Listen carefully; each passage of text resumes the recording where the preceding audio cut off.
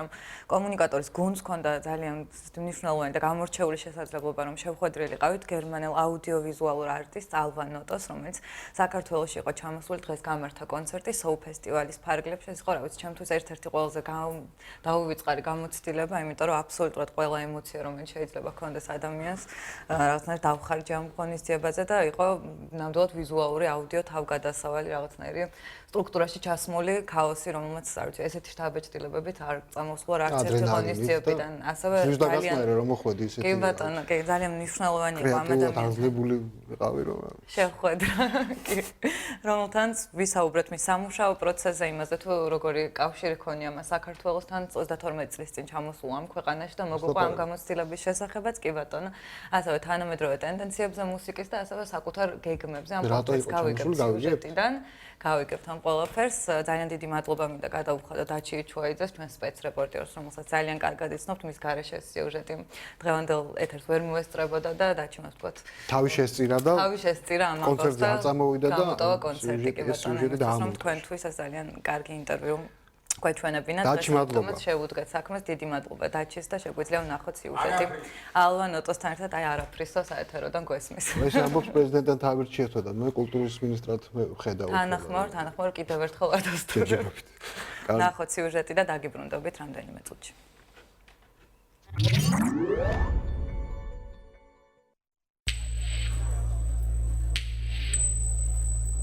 First of all, thank you very much for. პირველ რიგში დიდი მადლობა რომ დაგვთანხმდით ინტერვიუზე. ხშირად არ გვაქვს შესაძლებლობა თქვენი დონის არტისტებს შევხვდეთ. ასევე დიდი მადლობა საქართველოში ჩამოსვლისთვის და შესანიშნავი ღონისძიებისთვის. ეს ნამდვილად დღესასწაული იქნება ქართველი მსმენელისთვის ჩემი ჩათვლით. მინდა გკითხოთ, გქონდათ თუ არა ინფორმაცია ან შესაძლებლობა გაცნობოდით სამყაროს ამ კუთხეს? ბევრი იცოდით საქართველოს შესახებ? სხვათა შორის მე 32 წლის წინ ვარ საქართველოში ნამყოფი. ეს მოკლე ვიზიტი იყო, ტურისტული მიზნით. მაგრამ ვიცნობ ქვეყანას და ვიცოდი რისი მოლოდინი უნდა მქონოდა. რა თქმა უნდა, ბევრი რამ მახსოვს, მაგრამ ბევრიც შეიცვალა. თუმცა გამოვკითხე მეგობრები, რომლებიც აქამდე ყოფილან საქართველოში. ბოლო წლების მანძილზე ეს არის ერთგვარი მიზიდულობის ადგილი ელექტრონული მუსიკოსებისთვის. ვისაც ვკითხე, ყველასგან ძალიან კარგი და პოზიტიური შეფასება მივიღე. მეუბნებოდნენ, რომ აქ კარგია და მირჩევდნენ ჩამოსვლას. შეიძლება უცნაურადაც ჟღერდეს, მაგრამ ბოლო 25 წელია მოგზაურობ ძირითადად მსოფლიოს კლასიკურ მეგაპოლისებში. მართალია თბილისი არ არის ასეთი ქალაქი და არ იყო აქამდე ცხელი წერტილი რუკაზე, მაგრამ ევროპის, ამერიკის, იაპონიისა და აზიის დიდ ქალაქებში მოგზაურობის შემდეგ აქ ჩამოსვლა ბევრად უფრო საინტერესოდ მომეჩვენა, ვიდრე იაპონიაში, ნიუ-იორკში, ლოს-ანჯელესში, ლონდონსა თუ პარიზში მიბრუნება. პირველ რიგში იმიტომ, რომ ამ ქალაქებს ძალიან კარგად ვიცნობ. მეორე მხრივ აქ სრულიად განსხვავდება კულტურული კონტექსტი. გულისხმობ წარსულს, ისტორიას. გარკვეულწილად წარსულთან კავშირსაც ვგრძნობ. რადგან GDR-ში გავიზარდე და რა თქმა უნდა საბჭოთა კავშირი ძლიერი გავლენა იყო ჩვენზე, განათლების და კულტურის მხრივ. ჯერ კიდევ მახსოვს ზოგიერთი არტისტის და კომპოზიტორის სახელი წარსულიდან. ეს ქვეყანა არასდროს ყოფილა ჩემთვის სრულიად გაუცხოებული. ჩვენც ძალიან მოხარულები ვართ, რომ დღეს გვაქვს შესაძლებლობა ვუმასპინძლოთ თქვენნაირ ადამიანებს და ამ ტიპის ფესტივალები გავმართოთ. ახსენეთ, რომ გახსოვთ ზოგიერთი არტისტი წარსულიდან. გქონდა თუ არა შესაძლებლობა გაცნობოდით თანამედროვე ქართულ მუსიკალურ სცენას და როგორ დაახასიათებდით მას? გუშინ ღამე ჩამოვედი. 32 წლის წინ კი ბევრი არაფერი მინახავს. დარწმუნებული ვარ, რომ ახლა სრულიად განსხვავებული თაობაა.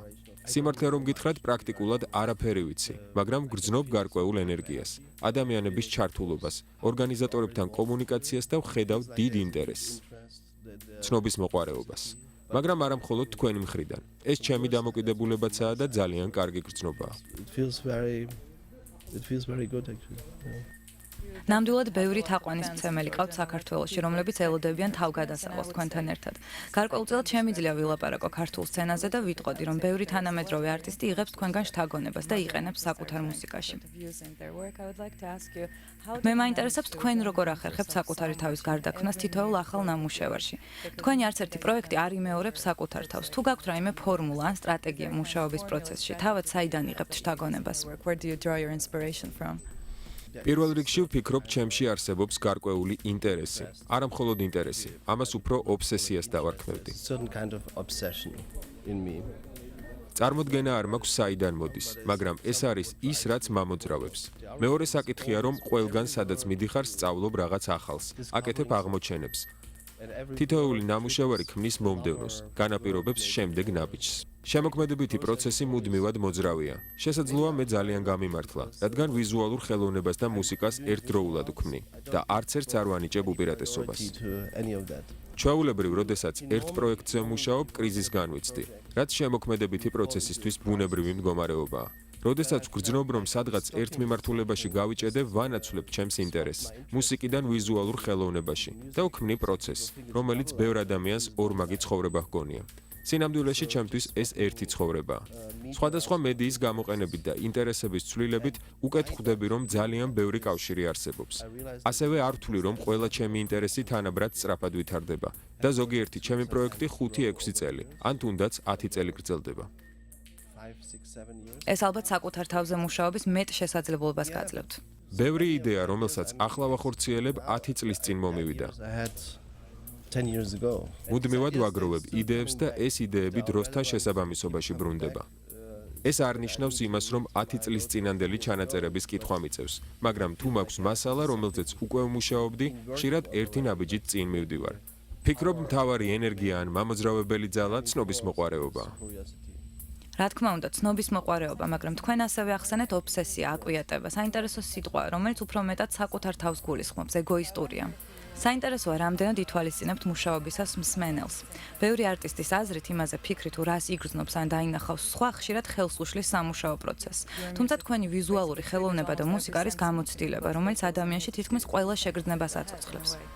სიმართლე გითხრათ, საერთოდ არ ვფიქრობ ამაზე. ცდილობ შევქმნა ის, რაც პირველ რიგში მე შემეხება. როდესაც სტუდიაში ვზივარ და ვმუშაობ, ერთადერთი ვარ, ვინც შეიძლება მოიწონოს და გადაწყვეტოს გაგრძელება. მიხვდეს, იძლევა თუ არა ნამუშევარი შესაძლებლობას გადმოვცე ის ემოცია, რომელიც თავად მსურს. დარწმუნებული ვარ, თუ ნაწარმოებს შეუძლია ჩემში გამოიწვიოს ემოცია, ის სხვა ადამიანებზეც იმოქმედებს. არ ვიცი, რამდენად მსგავსია აღქმა და ეფექტი, მაგრამ მე ვერასდროს დავიწყებ მუშაობას, თუ ჯერ მსმენელზე ვიფიქრებ. მუშაობ საკუთარი თავისთვის, რაც საკმაოდ ეგოცენტრული დამოკიდებულებაა, მაგრამ ეს არის ერთადერთი სივრცე, სადაც შემიძლია ვიყო კრიტიკული საკუთარი თავის მიმართ და გულწრფელი, ამ სიტყვის მეტაფორული გაგებით. ჩემი მხრიდან ვიტყოდი, რომ თქვენი მუსიკის ვიზუალის ეს გულწრფელობა ნამდვილად გამოგარჩევთ ბევრი თანამედროვე არტისტისგან. როგორ ხედავთ თქვენი მუსიკის განვითარებას? მართალია, ბოლო ალბომი სულ ახლახანს გამოვიდა, მაგრამ თუ გაქვთ უკვე მიმდინარე პროექტები ან გეგმები?